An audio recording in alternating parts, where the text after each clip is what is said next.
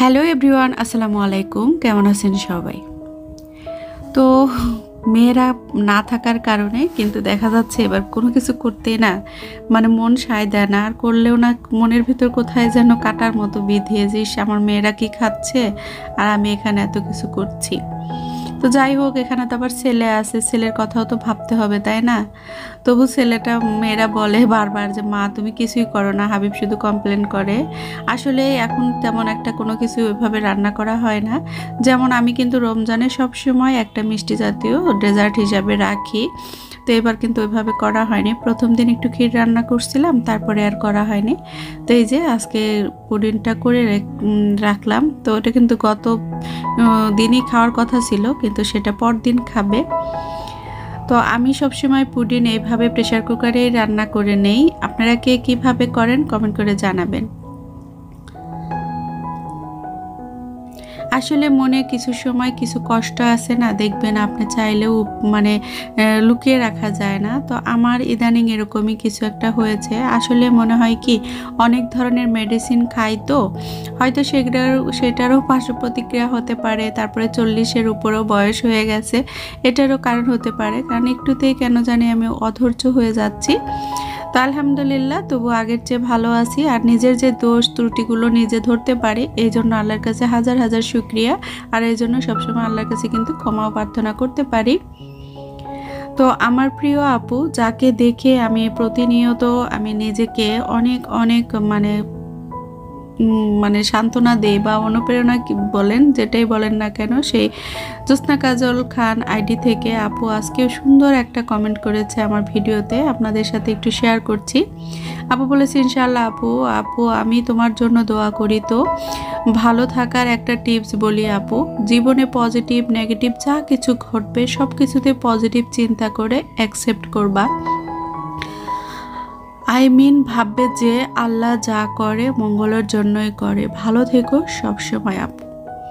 আলহামদুলিল্লাহ আলহামদুলিল্লাহ, জীবন চলার পথে এমন কিছু মানুষের সাথে আমার সম্পর্ক হয়েছে, তাদের এই পজিটিভিটি কারণেই আমি হয়তো একটু যদি নেগেটিভিটির দিকে আগাই, কিন্তু যেতে পারি না। কারণ আমার আশপাশের বন্ধু বান্ধব আত্মীয় স্বজন থেকে শুরু করে গুটি কয়েকজন ছাড়া সবাই আলহামদুলিল্লাহ বেশ ভালো এবং বেশ পজিটিভ। তো এই তো আমি কিন্তু একটা ভিডিওতে একটু মন খারাপ করেছিলাম, তখন থেকে আমার এই প্রিয় আপুটা এত সুন্দর করে দুটা কমেন্ট আমি পেয়ে আমি আসলে খুবই মুগ্ধ এবং আল্লাহর কাছে শুকরিয়া করছি যে আল্লাহ তোমার কাছে হাজার শুকরিয়া। আসলে আমি যদি কখনো ডিমোটিভেটেড হতে চাই, আল্লাহ যেন কোথা থেকে এরকম করে আল্লাহর প্রিয় বান্দাদের মাধ্যমেই হোক আর প্রিয় যে কোনো জিনিসের মাধ্যমেই হোক আমাকে আল্লাহ রহমত করেন। তো কাজল আপু, তোমার জন্য অসংখ্য ধন্যবাদ, ভালোবাসা, দোয়া, সম্মান, কি বলবো। আল্লাহর কাছে হাজার হাজার বার প্রার্থনা করি এই রমজান মাসে আল্লাহ তোমার দোয়া কবুল করার মাস হচ্ছে এই মাস, রহমতের মাস। সকল রহমত যেন আল্লাহ তোমার উপর এবং তোমার পরিবারের সকলের সদস্যের উপর যেন আল্লাহ রহমত করেন, এই দোয়া করছি। সকল বিষয়ে যেন আল্লাহ রিজিক বৃদ্ধি করে দেন। তো এর সাথে আমার যারা প্রিয় ভিউয়ার্স আছেন সবার জন্যই আমি দোয়া করি। এদিকে আমার taste and tales with Salma আপুর সাথে আমার পরিচয় প্রায় 1.5 বছরের মতো হবে, বাইরে একটু বেশি হবে। এতদিন যাবৎ আমি যতগুলা ভিডিও দিয়েছি ততগুলা ভিডিওতেই আমার সালমা আপুর কমেন্ট আছেই। তো কতটা ভালোবাসা এবং কতটা কৃতজ্ঞতা, কি বলবো, যে কতটা ভালোবাসা এবং কতটা পছন্দের হলে একজন মানুষ এভাবে প্রতিনিয়ত একজন মানুষকে কমেন্ট করে। আমি আসলে অনেকেরই ভিডিও দেখি, রেগুলার কিন্তু কমেন্ট করা হয় না। আপু কিন্তু অনেক ব্যস্ত একজন মানুষ, তার মাঝে থেকেও নিজের বিজনেস প্লাস নিজের যে ইউটিউব চ্যানেলে ভিডিও তৈরি করা সব কিছু মিলিয়ে তারপরেও কত সুন্দরভাবে প্রতিনিয়ত আমাকে ভালোবাসা দিয়ে যাচ্ছেন। আপু তোমার জন্য রইল অসংখ্য ধন্যবাদ এবং ভালোবাসা আর দোয়া। তুমি কি সুন্দরভাবে যে লিখেছো যে প্রত্যেকটা মোনাজাতে তোমার নাম থাকে, কারণ আমি তোমাকে কথা দিয়েছি, জানি না পাপী বান্দার দোয়া আল্লাহ কবুল করবেন কিনা, কিন্তু আমি আমার ভালোবাসা দিয়ে তোমার জন্য দোয়া করি। কতটা ভালোবাসা থাকলে মোনাজাতে তার নাম নেওয়া যায়। তো আলহামদুলিল্লাহ, আল্লাহর কাছে আমি আবারও শুকরিয়া করছি। এদিকে আরেকটা কমেন্ট এসেছে আশা সিম্পল লাইফস্টাইল থেকে। এই আপু আমাকে অনেক দিন পর অবশ্য কমেন্ট করেছে, তো আপু তোমার জন্য অনেক অনেক দোয়া রইল। তো এদিকে কিন্তু আজকে সিম্পলভাবে বলছিলাম যে ইফতার করব, তারপরে যে ফল টল দিয়ে, তো ওইভাবেই কিন্তু ছেলে তো আছে, বুঝতেই পারছেন ছেলের জন্য একটু করতে হয়। তো আমি কিন্তু একদিনই গরুর মাংস বিরিয়ানির মতো করে রান্না করে জিপলক ব্যাগে অল্প করে 5-6 টুকরা করে করে রেখে দিয়েছি ছোট ব্যাগে করে। ওকে প্রতিদিনই প্রেসার কুকারে দিয়ে যেন আমি খুব দ্রুত ওকে একটু সামান্য করে বিরিয়ানি বা আখনি যেটা বলেন না কেন তৈরি করে দিতে পারি। আর একটু ওই যে বেগুনি মিক্সড রেডি করা আছে, মাঝে মাঝে একটু বড়া টড়া একটু করব। তো ওইগুলো আসলে আমাদের স্বাস্থ্যের জন্য, আমার জন্য তো ডাক্তার একদমই নিষেধ করে দিয়েছেন। আমার হাজব্যান্ডেরও যেহেতু ডায়াবেটিস আছে, তো এগুলো খাবার থেকে যতটা দূরে থাকা যায়। তারপরেও কেন জানি না ইফতারের আগ মুহূর্তে চলে আসলে মনে হয় কিছু একটা করি, আর কেমন জানি লাগে আসলে, একটু ফাঁকা ফাঁকা লাগে। তো সেখান থেকে যতটুকু পারি প্রতিদিন একটু একটু করে করার চেষ্টা করি। কিন্তু যেটাই করি না কেন ওই যে মনের গহীনে একটা কষ্ট মানে কাটার মতো বিঁধতে থাকে। আমার সন্তানদের ছাড়া আমি ইফতার করছি, আর আমার মেয়েরা এখন ক্লাস করছে, আর এখন আপনি মানে যখন ভয়েস দিচ্ছি এই মুহূর্তে ওরা ইফতার করে নিয়েছে শুধু ভাত আর মুরগির মাংস দিয়ে। তো এটাই হচ্ছে ওরা করে। তো ওরা কীভাবে কী দিয়ে রান্না করে আল্লাহ জানে, কি খায়, এভাবেই কিন্তু চলছে। তো গত 2 দিন হচ্ছে ওরা কাপুর বাসায় ছিল, তো ওই আপুটা হচ্ছে 2 দিন ভালোই ইফতার করিয়েছে। তো যখন ওরা ভালো মন্দ খায় সেটা যখন শুনি তখন খুব ভালো লাগে।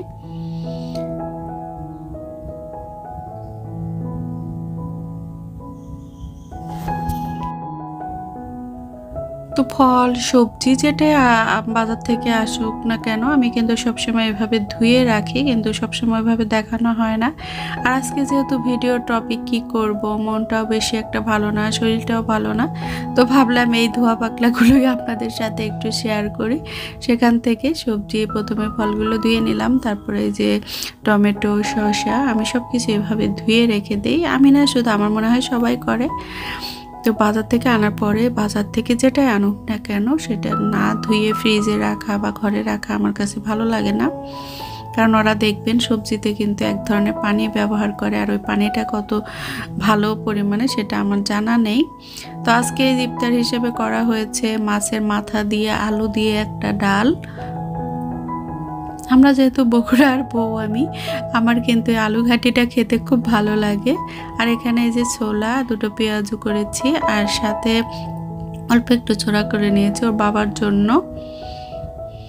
আর সালাদ হিসেবে তো টমেটো, আজকে শসা আর পাতাগুলো কাটা হয়নি। আর আজকে দেখেন আমার হাজব্যান্ড জিলাপি নিয়ে এসেছে, ও অফিস থেকে আসতে একটু লেট হয়ে গেছে, আর ওই যে বাজার করতেছিল এই জন্য আরও লেট হয়েছে। জিলাপির দোকানে গিয়ে ভালো জিলাপি পায় নাই, পুরা জিলাপি কিনে নিয়ে আসছে। তো আমি বললাম এটা আনার কি দরকার ছিল, গত দিনের তো জিলাপি একটু ছিলই।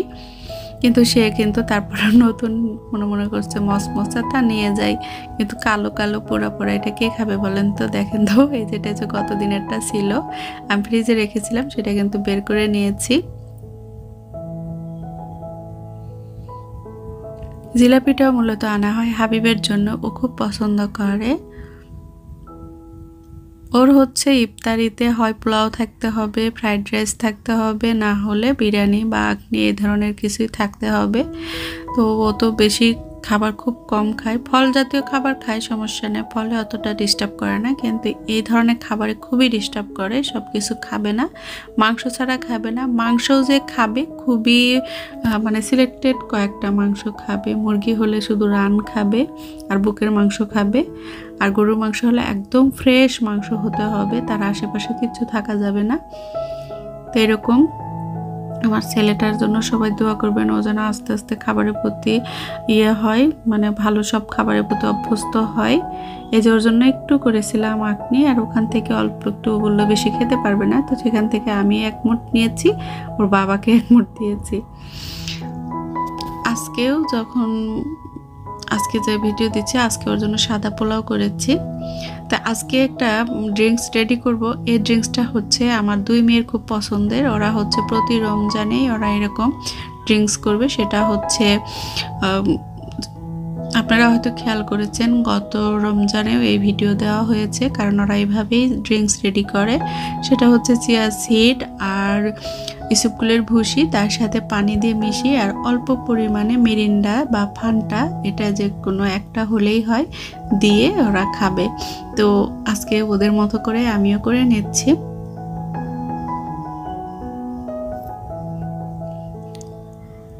তো এই ছিল আজকের ভিডিও। আপনাদের কেমন লাগলো অবশ্যই কমেন্ট করে জানাবেন। আর আমাকে যারা ভালোবাসেন, আশা করব সবাই সব কিছুতে পজিটিভ থাকবেন। আর দেখবেন কিছু সময় আপনার মনে এমনিতেই হতাশা আসবে, কষ্ট আসবে, ওটা ক্ষণিকের জন্য, খুব দ্রুতই চলে যাবে।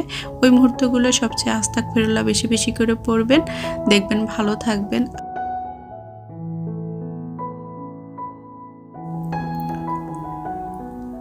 আর একটা আমলে আমি সবচেয়ে বেশি সান্ত্বনা পাই বা ভালো লাগে, সেটা হচ্ছে সূরা আর রহমানের তেলাওয়াত আর সাথে বাংলা মর্মবাণী, মানে বাংলা অর্থটা। আপনি আরবি পড়ার সাথে সাথে আরবি পড়লে তো অন্যরকম একটা ভালো লাগা কাজ করে। আপনারা হয়তো জানেন কিনা, সূরা আর রহমান কিন্তু আমাদের আল্লাহ তাআলা বেহেশতবাসীদের কিন্তু নিজে উনি পড়ে শোনাবেন। তো এই কথাটা যখন মনে হয় ভিতরটা যেন কেঁপে ওঠে, তাই না? খুব ভালো লাগে। এজন্য আমি সূরা আর রহমানটা দেখা যায় যে যখনই একটু বসে থাকি বা মনটা খারাপ লাগে, আমি ইয়াতে ছেড়ে দিয়ে শুনি, মোবাইলে শুনি, অনেক ভাল লাগে। আপনি যদি রেগুলার একবার করে সূরা আর রহমান শুনেন, দেখবেন আপনার অনেক ভাল লাগবে।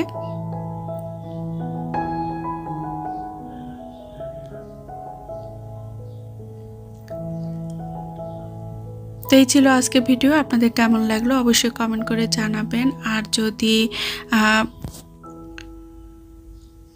সবাই ভালো থাকুন, সুস্থ থাকুন, নেক্সট ব্লগ দেখার আমন্ত্রণ জানিয়ে আজকের মতো এখানে বিদায় নিচ্ছি। আল্লাহ হাফেজ, আসসালামু আলাইকুম।